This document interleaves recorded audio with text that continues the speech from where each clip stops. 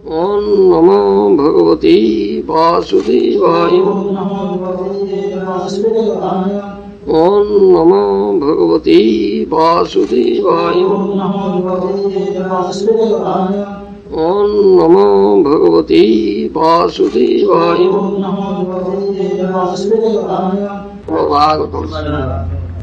सप्तस्कंध पंचदश अध्याय श्लोक 24। त्वया भूतदोर्जुखं दैवं जयात् समाधीना आत्मजं योगविर्जेण निद्रां सत्तो निषेवया। नारद मुनि कहउछन्ति उत्तम व्यवहार द्वारा ईर्षा रहित हेले अन्य जीवमान प्रति अन्य जीवमान जो दुख आसुची आदिभूत से दुख को तुम दूर कर पार। समाधि जो करी ध्यान द्वारा जो जो दुख आसुची आदि दैविक दुख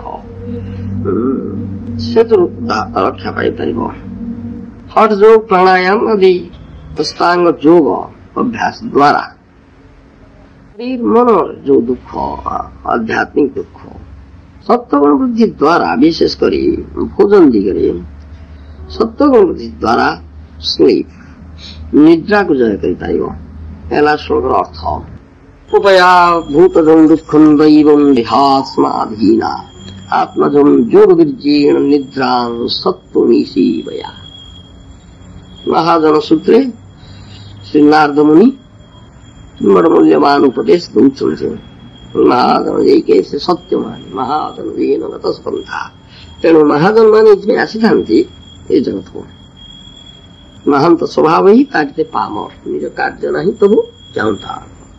महात्मा स्वभाव से इसमें आसन्ति पर दुखी दुखी वैष्णव महात्मा साधु महत व्यक्ति पर दुखी दुखी पर दुख दुखी से अनुभूति अनुभव से कर पारंती। आमको जब दुख होची प्राणी से दुख होची ये अनुभूति नहीं तो ताहाले से पर दुखे दुखी ही परियोना। पुनश्च भौतिक जगत दुखालय एत दुख ही परिपूरित ही करी अछि। एते सुख को जिनस किछि नाही बस सुख आदो नाही। जन्म मृत्यु जरा व्याधि दुख दोषानुदर्शन ये जन्म मृत्यु जरा व्याधि दुख तो ये परिपूरित ही समस्त ये दुख बहुत कारण यहाँ हूँ मायाकृत कारागार। कारागार रे के सुख पाए ना दंड पाती दुख ही पाती क्लेश पाती। तेणु ये बद्ध जे दंड ही पाचे आध्यात्मिक आदि दैविक आदि होताप दंड सब यही प्रकार आसुची दंड दग्धीभूत होची दग्धीभूत होची केते क्लेश केते जंत्रणा पाउची। तेणु जो माने महात्मा महापुरुष महत व्यक्ति से माने कृपा करी ठीक आसंती श्री जगतरु जगतरु अवतरण करंती तारिके पावर एई बद्ध जीव मानकर दुख दूर करी सेमान को उद्धार करिया पई तत्व ज्ञान उपदेश देई सेमान को भ्रम दूर करिए सेमान को तत्व उपलब्धि करिए जा फल सेमान को दुख दूर हो एथि सेमान आसंती। ये हूँ सेमान को दया जीव प्रति दया विशेष करी मानव जोनि जेतबेले मिले 84 लक्ष जीव जोनि भितरे मानव जोनि हूँ सुदुर्लभ जोनि। तेणु चेतना स्तर उन्नत चेतना स्तर मानवर 5 प्रकार जो चेतना स्तर आमर अच्छी आवृत चेतना संकुचित चेतना मुकुलित चेतना विकचित चेतना पूर्ण विकचित चेतना 5 प्रकार चेतना स्तर अच्छे। 5 प्रकार चेतना स्तर भितर आवृत चेतना संकुचित चेतना स्तर ये तो प्राणी मानवेतर प्राणी मानव तीनटी चेतना स्तर भीतर रही मुकुलित चेतना विकसित चेतना पूर्ण विकसित चेतना ये चेतना स्तर भीतर मानव तेणु ମାନव को ये उपदेश दिया जाଉଛି जो मानव जोनि मिलुଛି से उपदेश इतर प्राणी माने ये उपदेश ग्रहण करि परिबा ना चेतना स्तर एते नीच ही माने किछि एवढा ग्रहण करि परिबा ना बुझि परिबा ना सन प्रवृत्ति रोष मानव पे निवृत्ति मार्ग उद्दिष्ट अछि प्रवृत्ति रे साभूतान निवृत्तिस्तु महाफला एक था हमर वेद श्रुति वाक्य जीवगण जो प्रवृत्ति बस होचंती से जो दुख ही पाउछंती मानव केवल प्रवृत्ति मार्ग रु निवृत्ति मार्ग को आसो से महान फल मिले आस महान फल मिल उपदेश दिया कि निवृत्त हम कौर केमती निवृत्त हम ये श्लोक से उपदेश दौरान नारद मुनि अन्य जीव प्रति तुम्हें हिंसाचरण करियो ना हिंसाचरण किपरि निवृत्त हम by good behavior and freedom from envy. One should counteract suffering due to other living entities. तुम व्यवहार ईर्षाचरण हिंसाचरण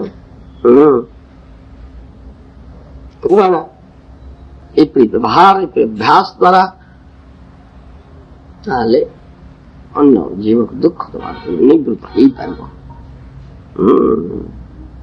गोटे गोटे कर से हट योग प्राणायाम द्वारा आध्यात्मिक दुख सर्व मन जो दुख निवृत्त हो पार सत्वगुण वृद्धि द्वारा खाद्य दिगरे अंतत निद्रा को जय कर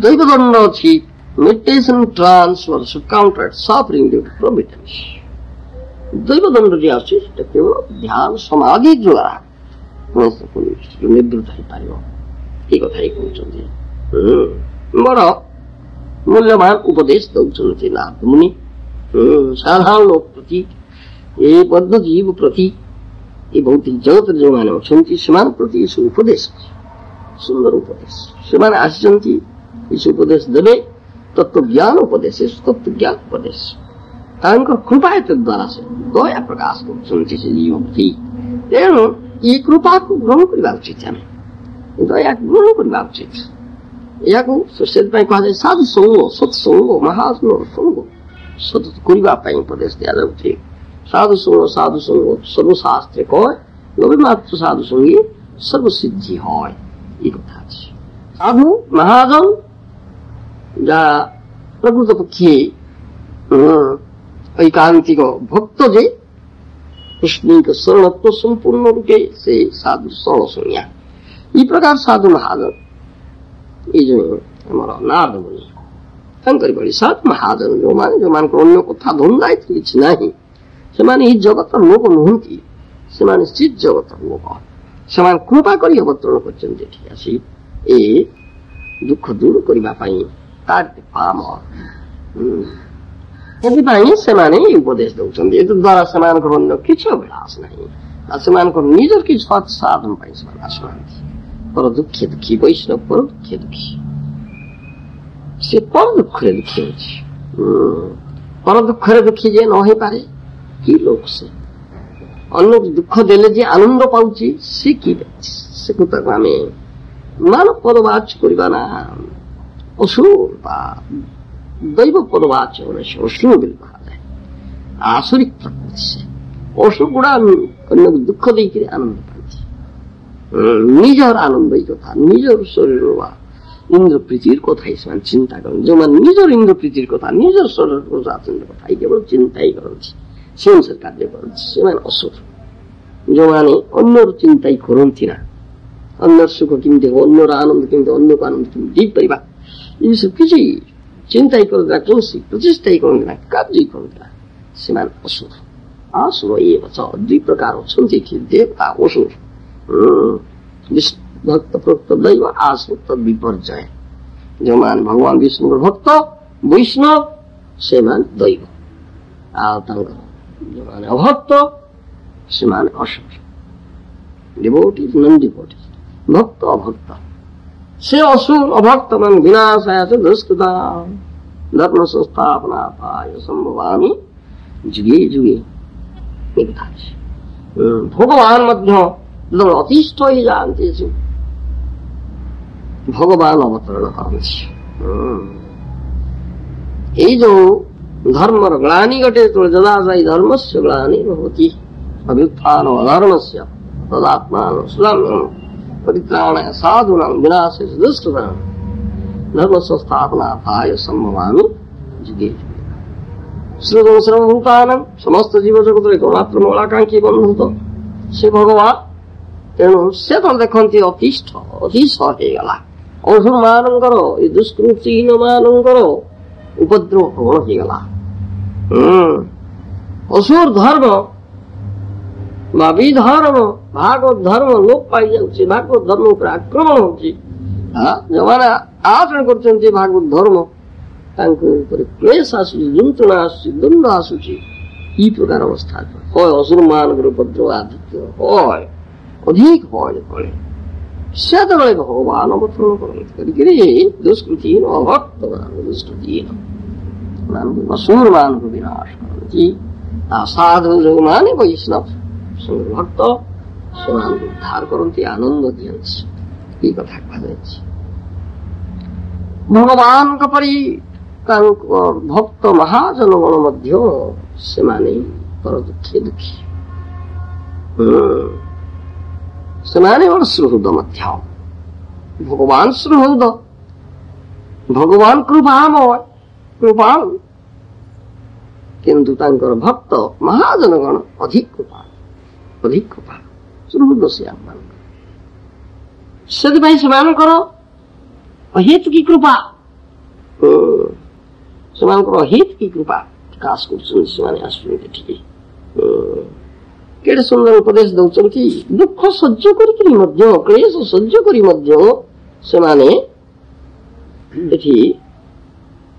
विचरण कर जीव मान प्रति कृपा वितरण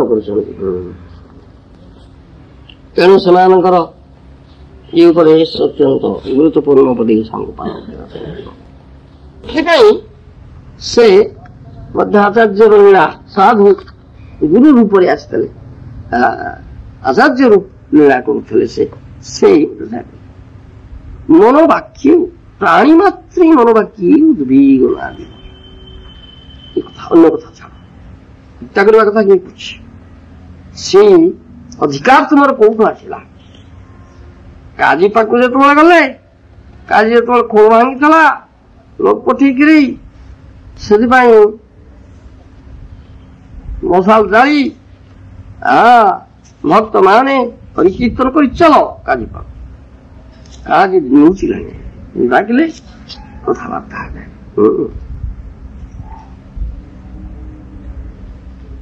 गाभी दुग्ध दिए से हो माता वृष अन्न उपजौती से पिता पिता माता मारी खाओ ये कौन धर्म ना पिता माता मारी खाओ ये कौन धर्म तुम बाप मांग मारी खाई मांस खाई ये को धर्म तुम ये कथा स्वयं भगवान अभिन्न कृष्ण भगवान श्रीमन महाप्रभु ये कथा कहते ये शिक्षा दौरान आसी केते साधु संत महाजन आसिक शिक्षा दौरान किंतु कहीं या कौन बंद नहीं कर तो बंद ये चलती शिक्षा को केते जन ग्रहण कर किए जन उपलब्धि कर ग्रहण कर रास्ता कड़े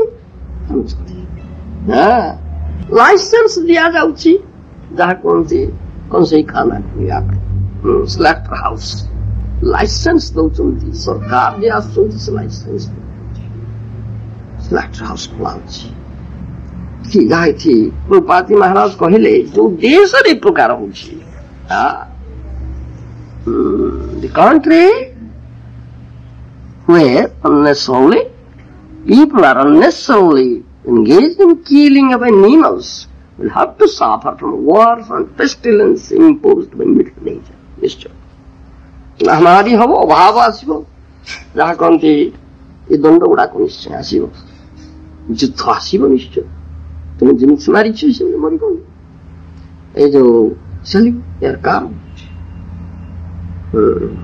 तुम कारण ये उपदेश गुड़िक मान ना साधु शास्त्र गुरुवाक्य महागर वाक्य ग्रहण करूना श्रीमद भारत 11 स्कंद भी कही যে তনেবং বিরোষন্ত স্তব্ধা সদভিমানিন পশুন দ্রুহন্তি বিশ্রদ্ধা প্রেত্য খাদন্তি তে চতা।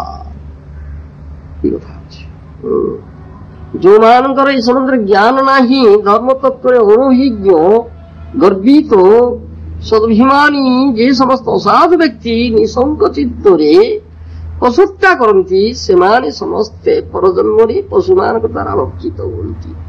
ନିଶ୍ଚୟ ସେଇ ଭୋଗିବନି। ଏଇ କଥାଟା ଜାଣିପାରୁନା। ମହାଜନ ଆସି ଏ କଥା ଶିଖେଇ ଦଉଛନ୍ତି। ମୃଗାରୀ ବ୍ୟାଧ କଥା ଅଛି, ସେଇ କଥା ହିଁ କହିଥିଲେ। ଏ ନାରଦ ମୁନି ମୃଗାରୀ ବ୍ୟାଧ ଯାହା ହଉ ତାର ବ୍ୟାଧ ହେଲେ ଶୁଣିଲା, ସେ ଗ୍ରହଣ କଲା କଥା, ଆଉ ପରିବର୍ତ୍ତନ ହେଇଗଲା, ସାଧୁ ହେଇଗଲା, ଛାଡ଼ିଦେଲା। କିନ୍ତୁ ମହାଜନ ମାନେ ଏତି କଥା, କେତେ ମହାଜନ ଆସୁଛନ୍ତି ଏ ଯୋଉ କଥା କହୁଛନ୍ତି, ସାଧୁ ଶାସ୍ତ୍ର ଗୁରୁ ତାକୁ ହିଁ ଚାଲିଛନ୍ତି ବରାବର। କିନ୍ତୁ ଏ କଥା ଏଇ ଚୈତନ୍ୟ ହଉନି। ଯୋଉମାନେ ନେତା ନେତୃସ୍ଥାନୀୟ ବ୍ୟକ୍ତି ଶାସନ ଗାଦିକି ଯାଉଛନ୍ତି, ଯଦି ଏ କଥା ନ ଜାଣିବେ କରିବେ, ତାହେଲେ କଣ ସୁଫଳ ଆଶା କରିବା? କି ସୁଫଳ ଆଶା କରିବା? ପୁଣି କହିବେ ନା, ଆରେ ମାଂସହୀନ ଭୋଜନ କୁ ଭୋଜନ ବାବା, ମାଂସ ନାହିଁ ଭୋଜି କରୁଛ, ଛାଡା ଆମେ ଖାଇବାକୁ ଯିବା ନା, ଏଇଟା ଗୋଟେ ଭୋଜି। ଇଏ ରାଣ୍ଡି ବାମୁଣି ଖାଦ୍ୟ ଦଉଛ ଖାଇବାକୁ? ରାଣ୍ଡି ବାମୁଣି ଖାଦ୍ୟ, ଇଏ ମାଂସ ଖାଇବ, ମାଂସ ଖାଇବ ନାହିଁ, ଏଇଟା କରିବ ନା, ବ୍ରତ କରିବ, ସେ ରାଣ୍ଡି ବାମୁଣି ଖାଦ୍ୟ ଦେଇଦେବ, ଏଇଟା ଭୋଜି କରିବେ, ଆମେ ଯିବା ଖାଇବାକୁ। ମଦ୍ୟ ନାହିଁ, ମାଂସ ନାହିଁ, ଏଇଟା କି ଭୋଜି? ଏଇ ସବୁ ପୁଣି ଆରିଷ୍ଟୋକ୍ରାଟ ଫ୍ୟାମିଲି, ଏସବୁ ମଦ ମାଂସ ଭୋଜନ ହବ, ଇଏ ହବ, ସେ ହବ, ବିରାଟ ଭୋଜି ହେଇଛି, ଉଚ୍ଚ ସମ୍ଭ୍ରାନ୍ତ ବଂଶର। ଏ ସମ୍ଭ୍ରାନ୍ତ ବଂଶର ନା ପଶୁ ସମାଜର ବାବା? এইটা বিপর্যয়, বিপর্যয়, বিশাল বিপর্যয়। এরা সুলক্ষণ নୁହେଁ। ସେଥିପାଇଁ ଏଇ କଥା ଅଛି, ଯୋଜସ୍ୟ ମାଂସଂ ସ୍ନାତି ସତନ୍ ମାଂସାଦ୍ ଉଚ୍ୟତେ ମତ୍ସ୍ୟାଦ୍ ସର୍ବମାଂସାଦସ୍ତସ୍ମାନ୍ ମତ୍ସ୍ୟାନ୍। ମତ୍ସ୍ୟ ଭୋଜନ ଆହୁରି ଗରିତ। ଯିଏ ଯାହାର ମାଂସ ଭକ୍ଷଣ କରେ ସେ ବ୍ୟକ୍ତି ତନ୍ମାଂସ ଖାଦକ ବୋଲି କୁହାଯାଏ। ମତ୍ସ୍ୟ ତ ସବୁ ମାଂସ ଖାଉଛି, ମାଂସ ମାଛ ନ ଖାଉଛି। ଗୋ ଶୁକର ଆଦି ଯାବତୀୟ ମାଂସ ଖାଉଛି ମତ୍ସ୍ୟ। ତେଣୁ ଯେ ମତ୍ସ୍ୟ ଭୋଜନ କଲା, ମାଛ ଖାଇଲା, ସେ ସବୁ ମାଂସ ଭକ୍ଷଣ କରିଛି। ଗୋମାଂସ ଭକ୍ଷଣ କଲା, ସୁଗର ମାଂସ ଭକ୍ଷଣ କଲା, ନା ନାଇଁ? କଣ କଣ ନା ଗୋମାଂସ ଭକ୍ଷଣ କଲା, ସୁଗର ଯଦି କୁଶ୍ଚିତ ସବୁ ମତ୍ସ୍ୟ ଭକ୍ଷଣର ଇତିହାସ ଅଛି। ମତ୍ସ୍ୟ ମାଂସ ସେବନ କରି ଯେ ଆନନ୍ଦ ପାଉଛନ୍ତି, ଜିହ୍ୱାକୁ ଆନନ୍ଦ ଦଉଛନ୍ତି, ନା ନାଇଁ? ତାହେଲେ କି ଅବସ୍ଥା ତାଙ୍କର? ଭାବୁଛନ୍ତି ସେମାନେ ଫୁଲ୍ସ ପାରାଡାଇଜରେ ଅଛନ୍ତି, ନା ନାଇଁ? ଫୁଲ୍ସ ପାରାଡାଇଜରେ ଅଛନ୍ତି ବାବା, ଭାବୁଛନ୍ତି ଖୁବ ଆନନ୍ଦରେ ଅଛୁ ଆମେ, କେଡେ ସୁନ୍ଦର ଖାଦ୍ୟ, କେଡେ ଆରାମ, କେଡେ ସୁଖ। କିନ୍ତୁ ଯେ କି ଦୁଃଖରେ ଅଛନ୍ତି ବାବା, ସେମାନେ ଯେ ଦୁଃଖରେ ଅଛନ୍ତି ଏ କଥା ହିଁ ବୁଝିପାରେ। ଆଉ କହିବା ବଡ ଦୁର୍ଭାଗ୍ୟ। ଏ ସାଧୁ ମହାତ୍ମା ମାନେ ଦେଖନ୍ତି, ଏଇଟା ବଡ ଦୁଃଖୀଟା, ଇଏ ବଡ ଦୁଃଖୀ।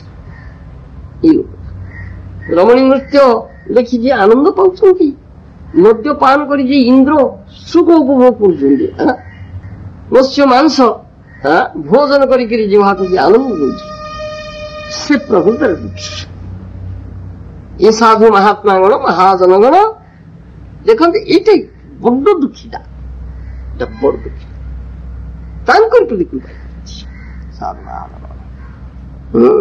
ନାରଦ ମୁନିଙ୍କର କୃପା।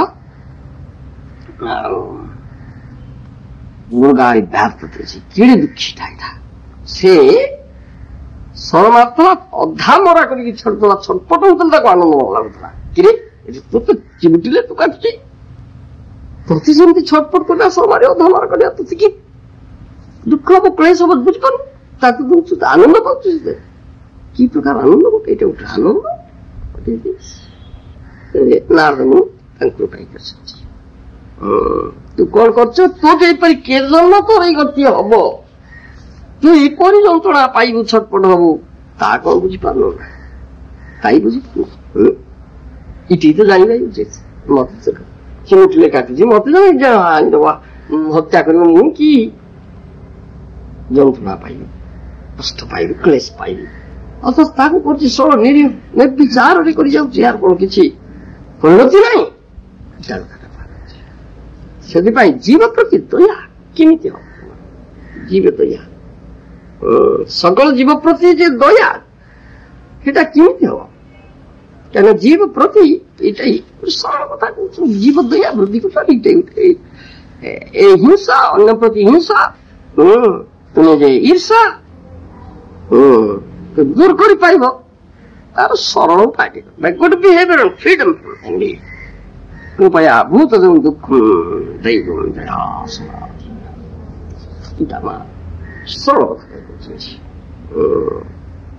ସେଥିପାଇଁ ମହାଜନ ମାନେ କେଡ଼େ ସୁନ୍ଦର ଉପଦେଶ ଦେଇଛନ୍ତି। ବୈଷ୍ଣବ ବା ସାଧୁ ଅନେକ ଅଛନ୍ତି ମଧ୍ୟ ଏ ପ୍ରକାର ବଦମାସ ଅଛନ୍ତି। ସେମାନେ ଅବଶ୍ୟ ବି ଦେଖାଯାଉଛି କେତେକ ହାଇପୋକ୍ରାଇଟ୍ସ ଅଛନ୍ତି। ମଞ୍ଜାଣି ସଂଯମ ଯେ ଆସ୍ତେ ମନସା ଇନ୍ଦ୍ରିୟାର୍ଥାନ୍ ବିମୂଢ଼ାତ୍ମା ମିଥ୍ୟାଚାର ଶୌଚ୍ୟତେ। ଶ୍ରୀମଦ୍ ଭଗବଦ୍ଗୀତାରେ ଭଗବାନ କୃଷ୍ଣ କହିଲେ ମିଥ୍ୟାଚାର ତ ଅଛନ୍ତି, ଭଣ୍ଡ ଅଛନ୍ତି, ହାଇପୋକ୍ରାଇଟ୍ସ ଅଛନ୍ତି, ଅଛନ୍ତି। ବୈଷ୍ଣବ ବେଶ ପିନ୍ଧି ଖାଲି ବାହାରକୁ ବେଶ ପିନ୍ଧିଛନ୍ତି, କିନ୍ତୁ ପ୍ରକୃତ ପକ୍ଷେ ବୈଷ୍ଣବତା ସେମାନଙ୍କର ନାହିଁ। ବୈଷ୍ଣବ ପରପକ୍ଷେ ଦୁଃଖୀ ଏଇଟା କଥା ନାହିଁ, କିନ୍ତୁ ବେଶ ପିନ୍ଧିଛନ୍ତି ଆଉ ସବୁ ପ୍ରକାର ଦୁର୍ବିଚାର କରୁଛନ୍ତି। କଳିର ଚେଲା ସାଜିଛନ୍ତି, ଏ ତ କଳିର ଚେଲା, କଳିର ଚେଲା ସାଜିଛନ୍ତି। ଏଇଗୁଡାଙ୍କର ପ୍ରବଳ ଅଛି, ସଂଖ୍ୟା ଅଧିକ ଅଛି। ଲୋକମାନେ ଦେଖୁଛନ୍ତି ତାଙ୍କୁ କିରେ ଏଡା ଚିତା କାଟୁଛନ୍ତି, ଇତମ କାଟୁଛନ୍ତି, ଇ କାଣ୍ଡ କରୁଛନ୍ତି। ସେଥିପାଇଁ ଭଣ୍ଡ ସ୍ୱଠ ପ୍ରବଞ୍ଚକ ଏଗୁଡାକ ବୋଲି ସେମାନେ କହିଦେଲେ। ତେବେ କିନ୍ତୁ ୟା ବୋଲି ସମସ୍ତେ ଏଇଆ ତା ତ କଥାଟା ନୁହଁ। ପ୍ରକୃତ ବୈଷ୍ଣବ ବା ସାଧୁ ମହାପୁରୁଷ ଅଛନ୍ତି ଯେଉଁମାନେ ବେଶ ପିନ୍ଧିକିରି ଏ ପ୍ରକାର ବ୍ୟଭିଚାର ତ କରୁନାହାନ୍ତି। ତାଙ୍କୁ ଜାଣିବା ଦରକାର। ୟା ବୋଲି ଯିଏପରି ବେଶ ପିନ୍ଧିଲା, ଯିଏପରି ଗଲା, ସେ ସେଇଆ ହେଇଗଲା, ତା ତ ଠିକ ନୁହେଁ। ଭଣ୍ଡ ଲୋକ ପ୍ରବେଶ କରନ୍ତି, ହେଲେ ସୁଦ୍ଧା ଯଦି ଏ ପ୍ରକାର ସବୁ ସେମିତି ଭାବିବା କହିବାଟା କଣଟା ଅଛି? ଏପରି ମଧ୍ୟ ଅଛନ୍ତି ବହୁତ କଥା ଶୁଣ। ଯାହା କୁହାଯାଏ ଅନେକ କୃତ୍ରିମ ପଦାର୍ଥ ଘୃତ ନାମରେ ବିକ୍ରି ହେଉଛି ବୋଲି ଘୃତକୁ ଅପଦସ୍ଥ କରିବା କଣ ଠିକ ନାହିଁ? ନାଇଁ, ଘିଅଟା ଭଲ ଜିନିଷ ନୁହଁ, ଘୃତଟା ଭଲ ଜିନିଷ ନୁହଁ। ଭେଜାଲ ଘିଅ ବିକ୍ରି ହଉଛି, ଇଏ ହଉଛି ପୀଡ଼ିତ ଅନ୍ତଃକରଣର ଚିହ୍ନ। ଯେଉଁ ବ୍ୟକ୍ତି ସ୍ୱୟଂ ସାଧୁ ସେ ଭଣ୍ଡମାନଙ୍କୁ ବିଶ୍ୱାସ ନ କରି ଯଥାର୍ଥ ସାଧୁର ଉପଯୁକ୍ତ ସମାଧାନ କରିବେ। ଅନେକ ଭଣ୍ଡ ସାଧୁ ବେଶ ଧରି ଭ୍ରମଣ କରନ୍ତି, ଏଠି ପ୍ରକୃତ ସାଧୁ କଣ ତିରସ୍କୃତ ହେବ? ପ୍ରକୃତ ସାଧୁ କାହିଁ ତିରସ୍କାର କରିବ? କାଳନେମୀ ପ୍ରଭୃତି ଦୁଷ୍ଟ ଲୋକମାନେ ବୈଷ୍ଣବ ବେଶ ଧାରଣ କରି ଅନେକ କାର୍ଯ୍ୟ କରିବାରେ ପ୍ରବୃତ୍ତ ହେଉଛନ୍ତି ବୋଲି ବୈଷ୍ଣବ ମାନଙ୍କର କଣ ସେଥିରେ ଦୋଷ ଅଛି? କିନ୍ତୁ ଦୁଃଖର କଥା ଅନେକ ଏଇ ଅଭଦ୍ର କାଳରେ ଭଣ୍ଡ ବୋଲି ସାଧୁ ମାନଙ୍କୁ ତିରସ୍କାର କରିଥାନ୍ତି। ବୈଷ୍ଣବ ବେଶ ଧାରଣ କଲେ ଯେ ଭଣ୍ଡ ହେବେ ଏପରି ତ ନୁହେଁ। ବେଶଧାରୀ ମାନଙ୍କ ମଧ୍ୟ ଅନେକ ଉତ୍କୃଷ୍ଟ ମହାପୁରୁଷ ଅଛନ୍ତି। ଯେ ପର୍ଯ୍ୟନ୍ତ କୌଣସି ବ୍ୟକ୍ତିଙ୍କୁ ଯଥାର୍ଥ ଭଣ୍ଡ ବୋଲି ଜଣା ନଯାଇଛି ସେ ପର୍ଯ୍ୟନ୍ତ ତାଙ୍କୁ ଅନାଦର କରାଯାଏ ନା। ଯେତେବେଳେ କୌଣସି ବ୍ୟକ୍ତି ଜଣା ପଡିବ ଯେ ସେ ହେଉଛନ୍ତି ଭଣ୍ଡ, ସେତେବେଳେ ତାଙ୍କ ପ୍ରତି କୃପା କରି ତାଙ୍କୁ ସରଳ କରିବାର ଯତ୍ନ କରିବା ଉଚିତ। ତାଙ୍କୁ ଉଦ୍ଧାର କର। ଇଏ ବଡ ପୀଡ଼ିତ ଅବସ୍ଥାରେ ଅଛନ୍ତି, ତାଙ୍କର ବ୍ୟାଧି ବଡ ଦୁରାରୋଗ୍ୟ ହେଇଯାଇଛି, ଭୟଙ୍କର ବ୍ୟାଧି ହେଇଯାଇଛି। ଯିଏ ପ୍ରକୃତ ସାଧୁ ସେ ତାଙ୍କୁ ସେ ଉଦ୍ଧାର କରିବା ପାଇଁ ତାଙ୍କର ପୀଡ଼ା ବା ତାଙ୍କର ବ୍ୟାଧି କେମିତି ଦୂର କରିବା ସେଥିପାଇଁ ଚେଷ୍ଟା କରନ୍ତି। ବରଂ ସେ ଯେ ସାଧୁ ତାଙ୍କର ଉଦ୍ଧାର କରନ୍ତି ନା, ଇଏ ସାଧୁର କାମଟା। କ୍ରୋଧ ବା ଦ୍ୱେଷ କିପରି କରାଯାଇପାରେ? ସକଳ ଜୀବ ପ୍ରତି ପ୍ରେମ ଆମର ହଉଛି ନିତ୍ୟ ଧର୍ମ। ଯେହେତୁ ସକଳ ଜୀବେ କୃଷ୍ଣ ସମ୍ବନ୍ଧ ଅଛି, ସେଥିପାଇଁ ଶ୍ରୀମନ୍ ମହାପ୍ରଭୁ କହିଲେ ପ୍ରାଣୀ ମାତ୍ରେ ମୋର ବାକ୍ୟ ଉଦ୍ବେଗନା ଦିବ। ପରି କଥା କହିବ ନା, ସେ ଚିମୁଟିବା, ପିଟିବା, ମାରିବା, ହତ୍ୟା କରିବା ଛାଡ, କଥା ଏପରି କହିବ ନା ଯଦ୍ୱାରା ତାର ମନରେ କ୍ଲେଶ ଆସିବ। ପ୍ରାଣୀ ମାତ୍ରେ ମନବାକ୍ୟ ଉଦ୍ରେକ ନା ନାଇଁ କୌଣସି ପ୍ରାଣୀ ଏଇଟା କଥାଟା କହୁଛି ଇଏ ବୈଷ୍ଣବର। ଆଉ ତୁମେ ମାରିବ କାହାକୁ ଇ କରିବ ଏଇଟା କଥା ଅବଶ୍ୟ ମୋର କଥା ଅଛି। ସତ୍ୟଂ ବ୍ରୟାତ୍ କିଂ ବ୍ରୟାତ୍ ମାଂ ବ୍ରୟାତ୍ ସତ୍ୟଂ ଅପ୍ରିୟ। ନାଇଁ ସତ୍ୟ କଥା କୁହ, ପ୍ରିୟ କଥା କୁହ, ପ୍ରୀତି ଯୋଉଥିରେ ଆନନ୍ଦ ଲାଗିବ ସେପରି କଥା କୁହ। ଏପରି ସତ୍ୟ କୁହ ନା ଯୋଉଟା ହଉଛି ଅପ୍ରିୟ। ନା ନାଇଁ ଅପ୍ରିୟ ସତ୍ୟ କୁହ ନା ନାଇଁ ସେଟା ଭାରି କଷ୍ଟ ନୁହେଁ, ସେଟା ସାଧାରଣ ନିୟମଟା। ତୁମେ ଜଣକୁ ଉଦ୍ବେଗ ଦେଇଦବ। ଆମର ଇଏ ସାଧାରଣ କ୍ଷେତ୍ରରେ ଏଇ କଥା କୁହାଯାଏ, ସାଧାରଣ ନିୟମ ଏଥିକାଲ ରୁଲ ଏଇଟା। କିନ୍ତୁ ଆମର ଯୋଉ ପରମାର୍ଥିକ କ୍ଷେତ୍ର ଅଛି ସେ କ୍ଷେତ୍ରରେ ଏଇ ନିୟମ ଚଳେ ନା। ନା ସତ୍ୟ ନିଶ୍ଚୟ କହିବ, ଆଉ ସତ୍ୟ ଯେତେ ଅପ୍ରୀତିକର ହଉନା କାହିଁକି କହିବ।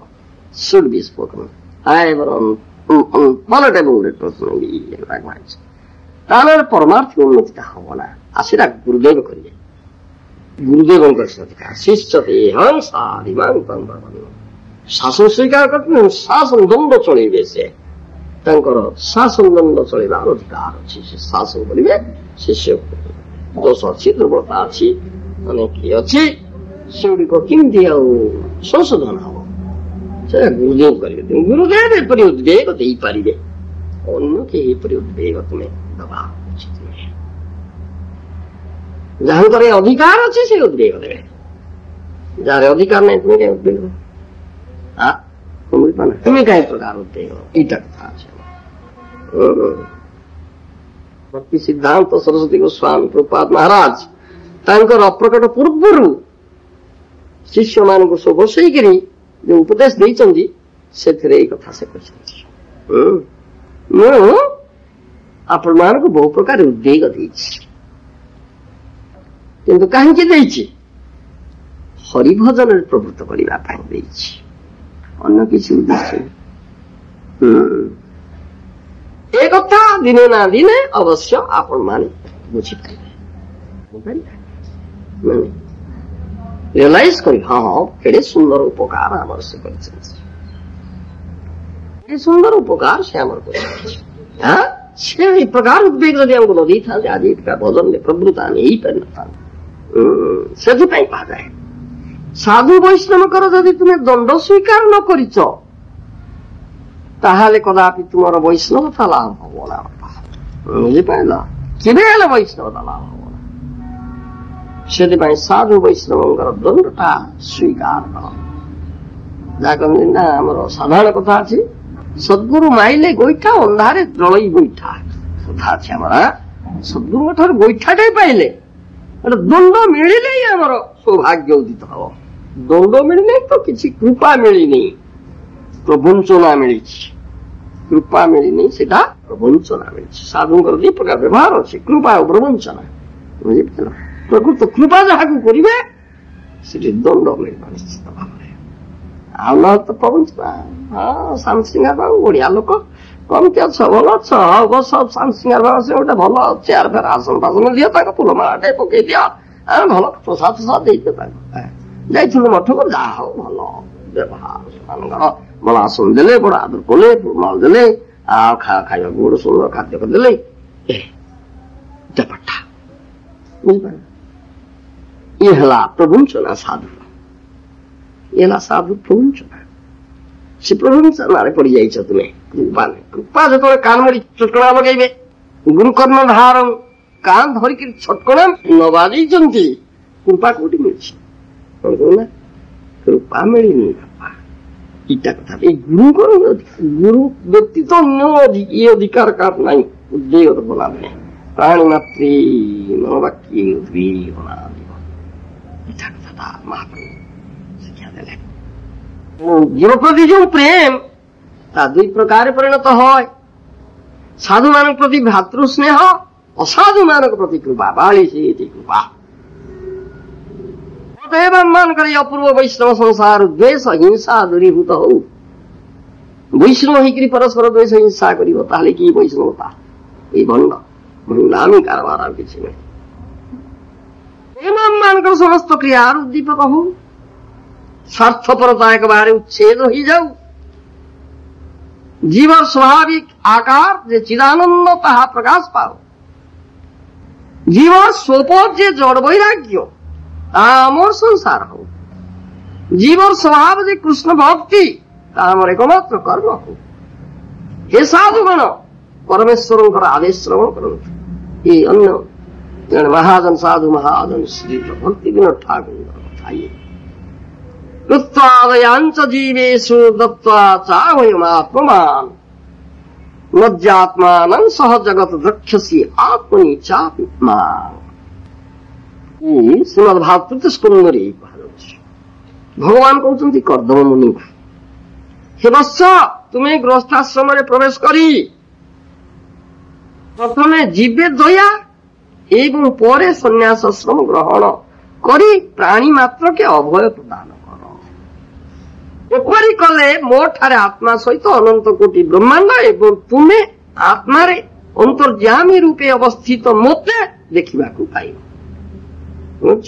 समस्त जीव प्रति दया करी सेमान को अभय प्रदान करी मो ठारे तुमको एवं जगत को एवं तुम ठारे मते निरंतर दर्शन करी नित्य धर्म पालन कर। केड़े बड़ कथा! ये अपूर्व आदेश द्वारा भगवान आम को नित्य वैष्णव धर्म शिक्षा देइछन। महाप्रभु श्री चैतन्य उपदेश अच्छी आरो स्वल्पे बोली तबे वैराग्य लक्षण, आरो स्वल्पे बोली तबे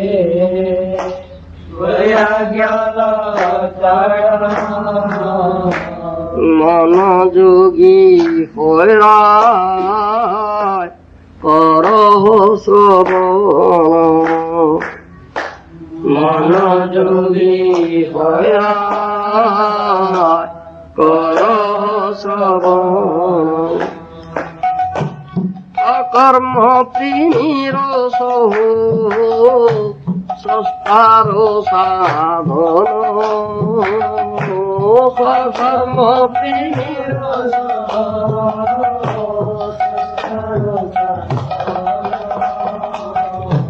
स्वार्थहीन भ्रातृभाव जगति स्थापन, स्वार्थहीन भ्रातृभाव जगति स्थापन। युक्ति सीधा विश्वास से अमूल्य रतन, युक्ति सीधा विश्वास से अमूल्य रतन। যত্ন করি ঘরে হৃদে ভক্ত মহাজন,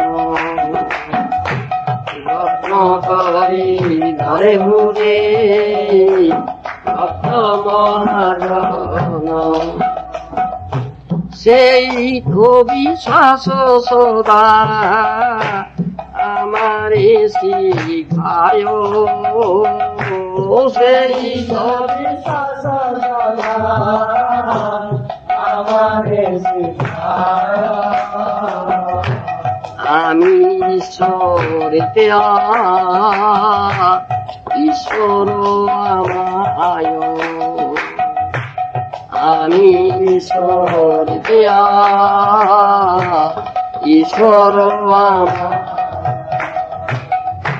মহাপ্রভুর এই শিক্ষা আছে।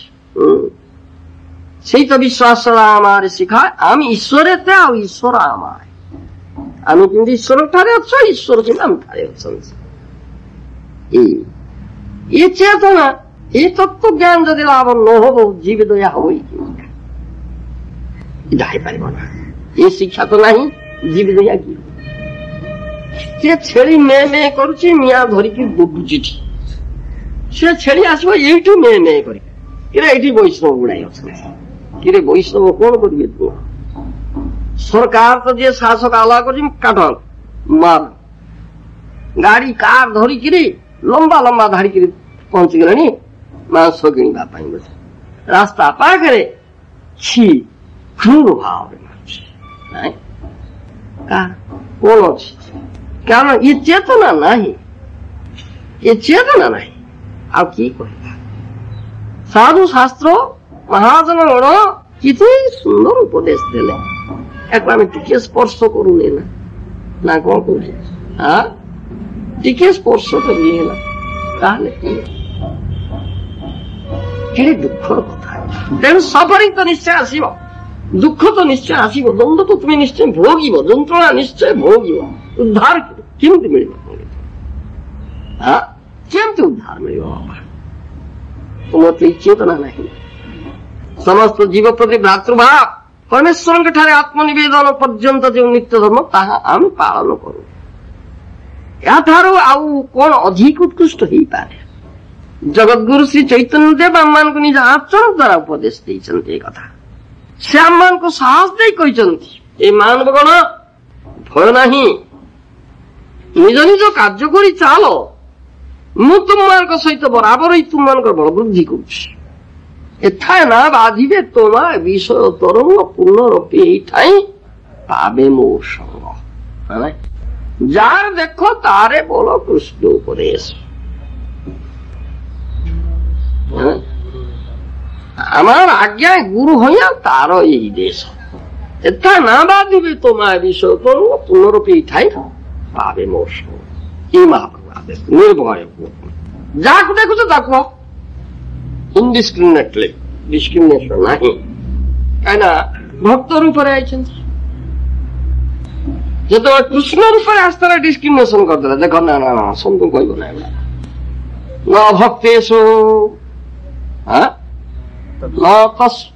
তপস্কয়া লভ্য সুয়তি, ଏଗୁଡାକୁ କହିବ ନା। ଅଷ୍ଟାଦଶ ଅଧ୍ୟାୟ ଶେଷ ଭାଗରେ ଉପଦେଶ ଆସିଛି। ଯୋଉଟା ଅଭକ୍ତ ତାଙ୍କୁ କହିବ ନା, ତପସ୍ୟା ନାହିଁ ସେମାନଙ୍କୁ କହିବ ନା।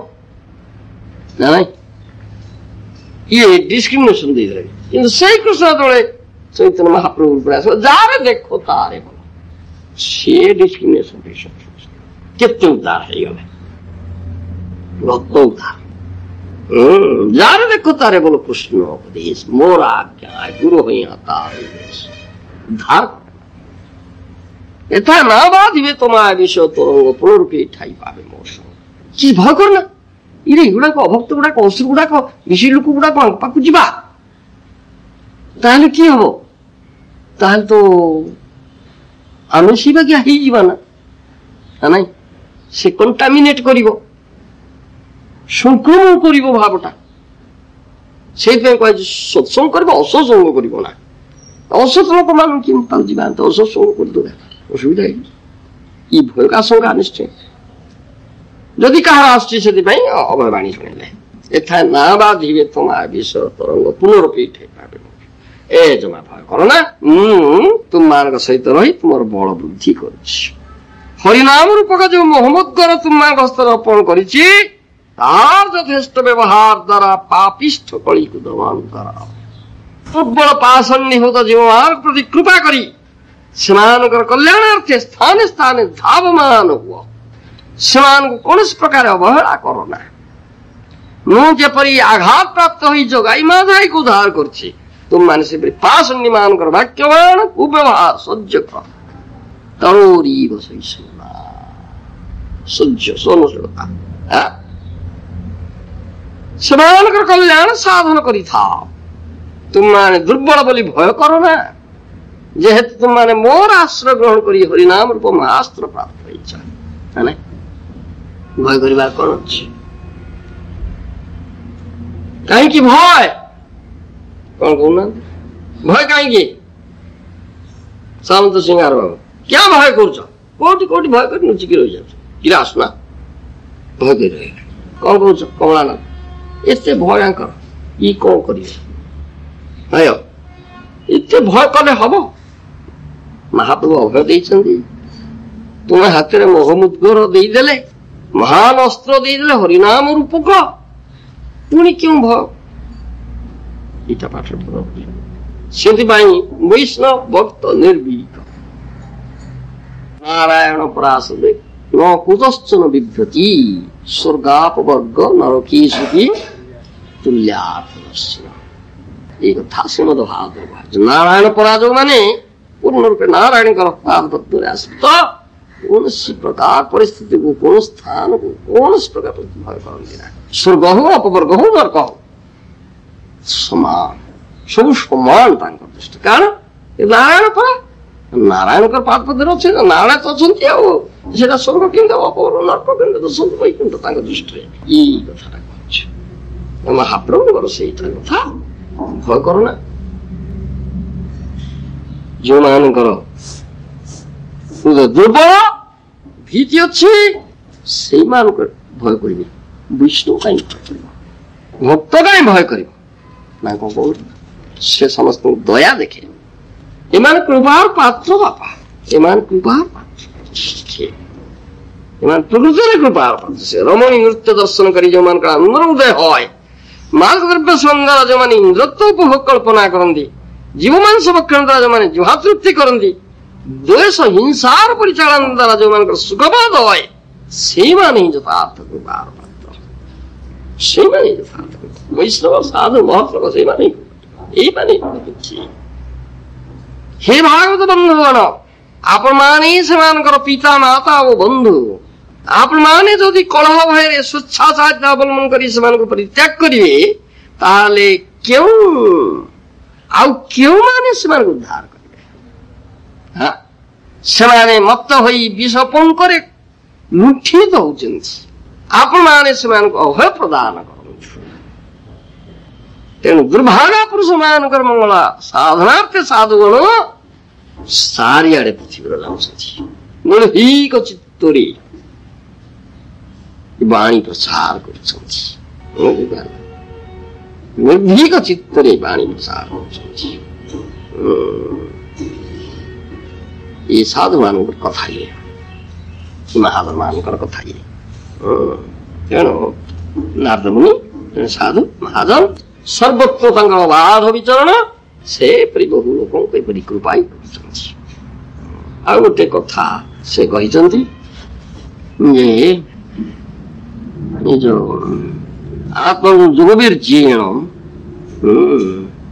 ନିଦ୍ରାଂ ସତ୍ତ୍ୱା ନିଶୀବୟା। ଯୋଗବୀର୍ଯ୍ୟ କହିଲେ ହଠ ଯୋଗ, ପ୍ରାଣାୟାମ ଆଦି ଅଭ୍ୟାସ ଦ୍ୱାରା ଯୋଉ ମନ ଶରୀର ଆଉ ମନଜାତ ଯୋଉ ଦୁଃଖ ଶାନ୍ତ କରିବ, ମନଜାତ ଦୁଃଖ ଶାନ୍ତ କରିବ, এই উপদেশ হচ্ছে ଏ ହଟ ଯୋଗର କଥା। କିନ୍ତୁ ଆମମାନଙ୍କର ବୈଷ୍ଣବ ମାନଙ୍କର ହଟ ଯୋଗ ସାଧନା ନୁହେଁ। ଯୋଉମାନେ କମ୍ପ୍ଲିଟଲି ସମ୍ପୂର୍ଣ୍ଣ ରୂପେ କୃଷ୍ଣିକ ଶରଣତ୍ୱ ଆଚରଣ କରିବେ, ସେମାନଙ୍କର ଏଇସବୁର କୌଣସି ଦରକାର ନାହିଁ। ସେମାନଙ୍କର ମନ୍ତ୍ର ଯୋଗ। Therefore, when suffering comes, one should fully absorb oneself chanting Hare Krishna mantra. Prabhupada Maharaj କହିଲେ, ଦଣ୍ଡ ଆସିଲା ତ ତାହେଲେ ସମ୍ପୂର୍ଣ୍ଣ ରୂପେ ଲୀନ ହେଇକିରି ନାମ ଜପ, ହରେ କୃଷ୍ଣ ମନ୍ତ୍ର ଜପ। ବୁଝିପାରୁଛ? ନିଷ୍ଠା ଏଥିରେ, ଐକାନ୍ତିକତା ଏଥିରେ ତ ଲୀନ ଭାବ ଯୁକ୍ତ ହବ କିପରି ସହଜରେ ଭଗବାନ ଠାରେ। ଏଇଟା ସହଜ ଉପାୟଟା। ମନ୍ମନା ମଜ୍ଜାଜି ମନ୍ ନମସ୍କରୁ ମଙ୍ଗବ୍ୟସ୍ୟସି ସତ୍ୟମ୍ ତେ ପ୍ରତିଜାନେ ପ୍ରିୟ ଶିବ। ଏ ଗୁହିତ ଉପଦେଶ ଗୀତାରେ ଭଗବାନ କୃଷ୍ଣ ମନଟା ବରାବର ସଂଯୋଗ କରମୁ। ମନଟା ସଦା ସଂଯୁକ୍ତ କରିବାର এটা হচ্ছে সরল উপায়। হরে কৃষ্ণ কৃষ্ণ কৃষ্ণ হরে হরে, হরে রাম রাম রাম। এটা কথাটা ଆମର ୟାଠାରୁ ବଳି ସହଜ ଉପାୟ ନାହିଁ। ମନଟା ଡିଷ୍ଟର୍ବ ହେଇଯାଉଛି ଯେତେବେଳେ ଉଚ୍ଚ ସ୍ୱରରେ ନାମ କର, ଉଚ୍ଚ କୀର୍ତ୍ତନ କର, ଦେଖ ମନ କିପରି ଆଗ୍ରହ ହଉଛି। ପ୍ରାକ୍ଟିକାଲ ଜିନିଷ। ବିଷୟ ପୁନଶ୍ଚ ମଧ୍ୟ ଏ ଶ୍ରୀମଦ ଭାଗବତରେ ବି ଅନ୍ୟତ୍ର କୁହାଯାଇଛି ଯେ ଏ ଯୋଉ ହଟ୍ ଯୋଗ ସାଧନା ଏଇଟା ଆମ ଗୁରୁ ମହାରାଜ କହନ୍ତି ସେ ଜିମ୍ନାଷ୍ଟିକ୍ସ, ଏ କେବଳ ଦୈହିକ କସରତ ମାତ୍ର, ଏଥିରେ ପରମାର୍ଥିକ କଥା କିଛି ଲାଭ ହୁଏ ନା। ସେସବୁ କଥା ଆମେ କରୁନା। ଆମର ସମ୍ପୂର୍ଣ୍ଣ ଶରଣାଗତି, ନାମିକ ଶରଣତ୍ଵ ଆଚରଣ ଆଉ ହଠ୍ ଯୋଗରେ ଯଦି ମନୋନିବେଶ କରିବ ତ ସ୍ୱର ଧ୍ୟାନଟା ଆସିଯିବ, ତାହେଲେ ଭକ୍ତି ପଥରେ ଅନ୍ତରାୟ ହବ। ଭକ୍ତି ପଥରେ ଅନ୍ତରାୟ। ଅଷ୍ଟାଙ୍ଗ ଯୋଗଟା ସଭୟ ପନ୍ଥା, ସଭୟ ପନ୍ଥା, ସେଟା ଭୟ ଅଛି ସେଥିରେ। ଆଉ କିନ୍ତୁ ପୂର୍ଣ୍ଣ ଶରଣାଗତି ନିର୍ଭୟ ପନ୍ଥା। ସେଥିପାଇଁ ପ୍ରଥମ ସ୍କନ୍ଦ ଭାଗବତରେ କୁହାଯାଇଛି ଜମାତି ଭିର୍ଯୋଗ ପଥେଇ କାମ ଲୋଭ ହतो ମୁହୁ ମୁକୁନ୍ଦ ସେବୟା ଯଦବତ ତଥା ଧାତ୍ମାନ ସାମ୍ୟ। କି ଉପଦେଶ ଅଛି। ମୁକୁନ୍ଦ ସେବା ଦ୍ୱାରା ସଦା କାମ ଲୋଭାଦିରୀପୁ ବଶୀଭୂତ ଶାନ୍ତ ମନ ଯେପରି ସାକ୍ଷାତ ନିଗୃହୀତ ହୁଏ ଯମ ନିୟମାଦି ଅଷ୍ଟାଙ୍ଗ ଯୋଗ ମାର୍ଗ ଅବଲମ୍ବନ ଦ୍ୱାରା ତାହା ସେପରି ନିରୁଦ୍ଧ ବା ଶାନ୍ତ ହୁଏ ନା। ପ୍ରାଣାୟାମ ଦ୍ୱାରା ମନ ନିଗୃହୀତ ହୁଏ ନା। ଦଶମ ସ୍କନ୍ଦ ଭାଗବତରେ କୁହାଯାଇଛି ଯୁଞ୍ଜାନଂ ଅଭକ୍ତାନଂ ପ୍ରାଣାୟାମାଦି ଭୀର୍ମଣ ଅକ୍ଷୀଣ ବାସନ ରାଜନ ଦୃଶ୍ୟତି ପୁନରୁଚ୍ଚିତମ୍। ଅଭକ୍ତ କଣ ପ୍ରାଣାୟାମ କରନ୍ତି, ଭକ୍ତ ପ୍ରାଣାୟାମ କରିବ ନା। ଅଭକ୍ତ କଣ ପ୍ରାଣାୟାମ ଦ୍ୱାରା ଚିତ୍ତ ନିରୋଧ କରନ୍ତି, କିନ୍ତୁ ହେ ରାଜନ ତଦ୍ୱାରା ସେମାନଙ୍କର ଚିତ୍ତ ବିଷମଣ ଶୂନ୍ୟ ହୁଏ ନାହିଁ, ବରଂ ଆହୁରି ବିଷୟ ଆଭିମୁଖୀ ହୁଏ। ଏଇ କଥା କୁହାଯାଉଛି। ପ୍ରାଣାୟାମ ଆଦି ଯୋଗାଙ୍ଗ କେବଳ କାଳକ୍ଷେପଣର ହେତୁ। ଏକାଦଶ ସ୍କନ୍ଦ ଭାଗରେ କହୁଛି ଅନ୍ତରାୟାନ୍ ବଦନ୍ତି ତା ଯୁଞ୍ଜତୁ ଯୋଗମୁତ୍ତମଂ ମୟା ସମ୍ପଦ୍ୟମାନସ୍ୟ କାଳକ୍ଷେପଣ ହେତବ। ଏଥିନିମିତ୍ତ ଯୋଉମାନେ ଉତ୍ତମ ଯୋଗ ଅର୍ଥାତ୍ ସର୍ବଶ୍ରେଷ୍ଠ ଭକ୍ତି ଯୋଗରେ ଚିତ୍ତ ସନ୍ନିବିଷ୍ଟ କରିଛନ୍ତି ସେମାନେ ଏସବୁ ଚେଷ୍ଟା କରନ୍ତି। ଏଗୁଡିକ ଭକ୍ତି ପଥର ବିଘ୍ନ ସ୍ୱରୂପ ବୋଲି କହୁଛି। ମୋର ଭକ୍ତଗଣ ମୋ ଦ୍ୱାରା ସମସ୍ତ ସାଧନାର ଫଳ ପ୍ରାପ୍ତ ହୁଅନ୍ତି, ସୁତରାଂ ସେମାନଙ୍କ ପକ୍ଷରେ ଏ ସମସ୍ତ ସାଧନା କାଳକ୍ଷେପଣର ହେତୁ ମାତ୍ର। ମୋର ସେବା ଛାଡି ସେମାନେ ସେପରି ବୃଥା କାଳକ୍ଷେପଣ କାହିଁକି ସେଥିରେ ସମୟ ଦେବ, ଏଇ କଥା ଅଛି। ତେବେ ନାରଦ ମୁନି ଏଠି ସାଧାରଣ ଲୋକଙ୍କୁ ସମସ୍ତଙ୍କୁ ଅଭକ୍ତ ଭକ୍ତ ସମସ୍ତଙ୍କୁ ଏଇଟାই ଅଭକ୍ତ ଗୁଡା ଅଛନ୍ତି, ଭକ୍ତି ଜାତ ହେଇନି, ତୁମେ ଖୁବ ରାଗୁଛ, ଖୁବ କ୍ରୋଧ ହଉଛି, ସେମିତି ହଉଛି, ନିଦ୍ରା ହଉଛି, କଣ କରାଯିବ। ତାଙ୍କ ପାଇଁ ସାଧାରଣ ଉପଦେଶ ଏଇଟା, ଏପରି କର ସେପରି କର, ଏଥିପାଇଁ ଉପଦେଶ ଦିଆଯାଉଛି। କିନ୍ତୁ ଯୋଉମାନେ ପରମାର୍ଥିକ ମାର୍ଗକୁ ଆସିବେ ଆଉ ଐକାନ୍ତିକ ଶରଣାଗତି ଆଚରଣ କରୁଛନ୍ତି ବୈଷ୍ଣବ, ସେମାନଙ୍କ ପକ୍ଷରେ ଏଗୁଡାକ ଦରକାର ନାହିଁ। ପ୍ରାଣାୟାମ ଦ୍ୱାରା କୁଣ୍ଡଳିନୀ ଶକ୍ତିର ଜାଗରଣ କଥା କୁହାଉଛି। ସେ ଷଟ୍ଚକ୍ର ଭେଦ କଥା ଅଛି। ସହସ୍ରାର ଚକ୍ରକୁ ଉଠେଇ ନାଭି ଚକ୍ରରୁ ଅଧିଷ୍ଠାନ ଚକ୍ରରୁ ଆରମ୍ଭ କରି ଚକ୍ର ଚକ୍ର ଦେଇକି କୀର୍ତ୍ତନ କଲେ, ନୃତ୍ୟ କଲେ, ବିଗ୍ରହ ସମ୍ବନ୍ଧରେ ଉଚ୍ଚସ୍ୱରେ କୀର୍ତ୍ତନ କରି ନୃତ୍ୟ କଲେ, ଦେଖ ସେ କୁଣ୍ଡଳୀ ଶକ୍ତି ଖୁବ ଶୀଘ୍ର ସହଜରେ ଜାଗ୍ରତ ହଉଛି। ଏତେ କଥା କରିବା କୌଣସି ସେ ଫଳ ଗୁଡାକ ସବୁ ମିଳିଯାଉଛି, କିଛି ଆବଶ୍ୟକତା ଭକ୍ତ ବୈଷ୍ଣବ ପାଖରେ ନାହିଁ। ପରେ ପରେ ଏଗୁଡା କଥା ସବୁ କୁହାଯାଉଛି। ସେଥିପାଇଁ ଯୋଉମାନେ ଆସିଛନ୍ତି ଏ ଶୁଦ୍ଧ ଭକ୍ତି ପଥକୁ ଆଉ ବିଶେଷ କରି ଶ୍ରୀମଦ୍ ମହାପ୍ରଭୁଙ୍କର ଅନୁଗତ ହେଇ ନାମିକ ଶରଣତ୍ଵ ଆଚରଣ କରୁଛନ୍ତି, ସେମାନଙ୍କ ପକ୍ଷରେ ଏଗୁଡା କୌଣସି ଅବସ୍ଥା ନାହିଁ। ସେମାନଙ୍କୁ ଉଚ୍ଚତର ସ୍ତରକୁ ଅତି ସହଜରେ କେବଳ ନାମ କୀର୍ତ୍ତନ ନାମ ଜପ ସାହାଯ୍ୟରେ ଭଗବାନଙ୍କ ସେବାରେ ସତତ ନିଯୁକ୍ତ ହେବା ଦ୍ୱାରା ହିଁ ସବୁ କଥା ମିଳିଯାଉଛି। ତରୋରିବ ସହିଷ୍ଣୁ ନା ତୃଣାଦପି ଶୁଣିଛେ ନା ତରୋରିବ ସହିଷ୍ଣୁ ନା ଅମାନି ନା ମାନଦେ କୀର୍ତ୍ତନୀୟ ସଦା। ଏ ମହାପ୍ରଭୁଙ୍କର ଅତି ମୂଲ୍ୟବାନ ଉପଦେଶ। ସେ ସହିଷ୍ଣୁ ହେଇଯାଉଛନ୍ତି, ଅସହିଷ୍ଣ ହବାର ମାନେ ଅସହିଷ୍ଣ ହବ ତୁମେ କ୍ରୋଧ ଆସିବ, ସେଥିପାଇଁ ୟା କର ବୋଲି କୁହାଉଛି। କ୍ରୋଧ ନାହିଁ ଯାହା କହିଲେ ତୁମକୁ ସେ ମହାପ୍ରଭୁ କହିଲେ ମୁଁ ଯେପରି ମାଡ଼ ଖାଇକରି ଜଗାଇ ମାଧାଇ ଠାରୁ ତାଙ୍କୁ ଉଦ୍ଧାର କରିଛି, ତୁମେ ସେଇପରି। ଅଭକ୍ତ ଗୁଡାକ ପାଷଣ୍ଡୀ ଗୁଡାକ ନାନା ବାକ୍ୟ କହିବେ, ଭର୍ତ୍ସନା କରିବେ, କୋଉଠି ପିଟିବେ ମଧ୍ୟ, ସବୁ ସହିଯା ବାପା, ସବୁ ସହିଯା।